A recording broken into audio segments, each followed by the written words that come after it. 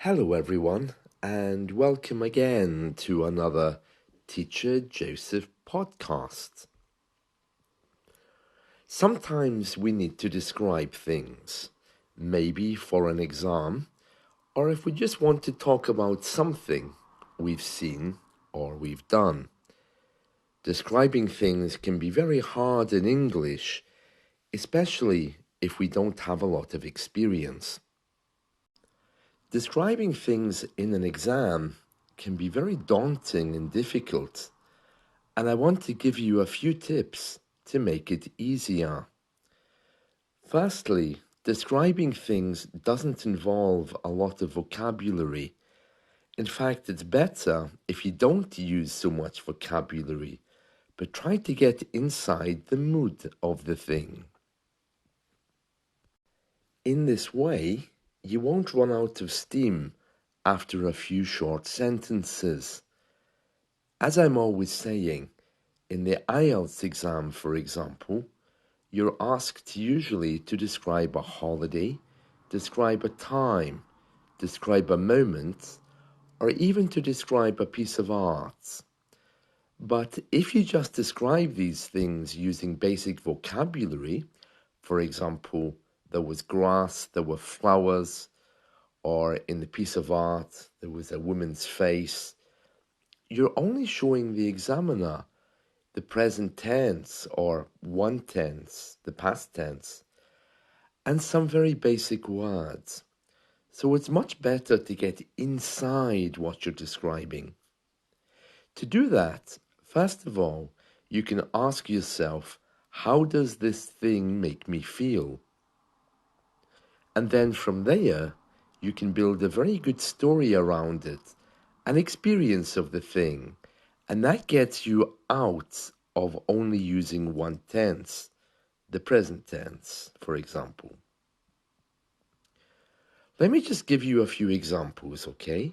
So imagine that you're asked to describe a piece of art. Let's say, for example, the Mona Lisa, okay? Because I think everyone knows the Mona Lisa. All right, so describe the Mona Lisa.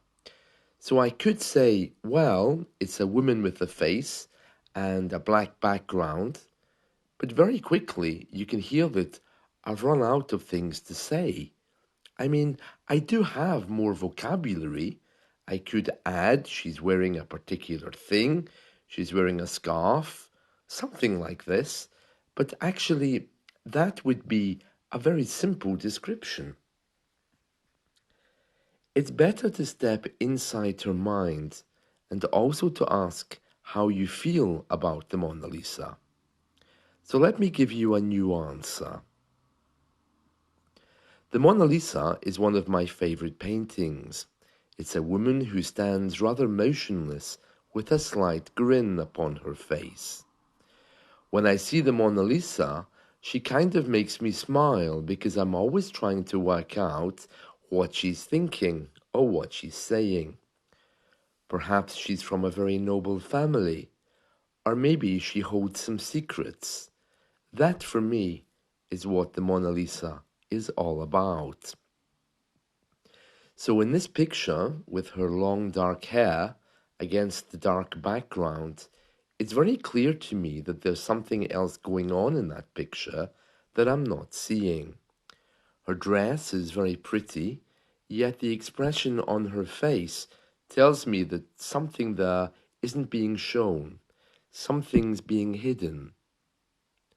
Another way you could describe the Mona Lisa is by talking about how it makes you feel, okay? So, for example, you could say things like, well, that is a very nice painting, but that always makes me feel kind of sad. It's kind of a sad painting because there's something being said there that I'm not picking up on. I'd like to know more about what she was thinking. Also, I don't think the colours that we see today are really the colours of the Mona Lisa. I think that painting is probably very faded now, but I don't know. Either way, though, it leaves me with a kind of strange feeling inside that I'm looking at something without understanding really what it is. The colors are very pretty. Certainly they've captured her mood, but I still don't know enough about it to really say whether I like it or not. So you can see there's a few different ways you can describe the Mona Lisa. And both of those ways are very, very different from simply saying the Mona Lisa is a dark painting. The Mona Lisa is a woman, you know? So you have plenty of opportunities there to take this to where you want to go. Right now, I'm sitting in a room. Now, I could describe this room with what's in it. I could say this room has a table. This room has a TV and a piano. But is that really, well, does that really tell the examiner what I can do with English? Well, of course not. What I can do is bring in comparatives. And I could have used those with the Mona Lisa as well. I could say things like, well, compared to other rooms in the house, this one, perhaps, it isn't one of my favorites because it's full of technology. There's a computer, there's a TV, which contrasts greatly against the piano and my artwork, which is quite creative.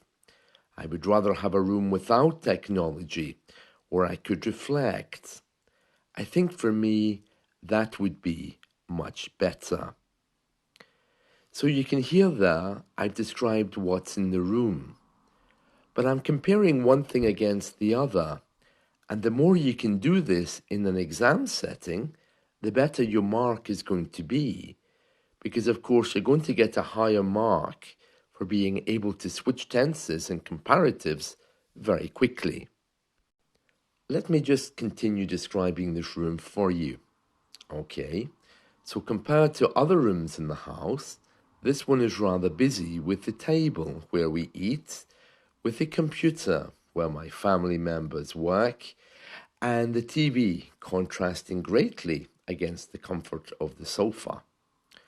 I'm never sure whether to describe this room as a working room, a machine-type room, or whether a room of comfort when I focus on the sofa and the conversations we have here.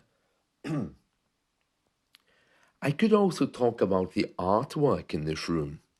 The artwork in this room is very bright compared to the walls, which are very dark green.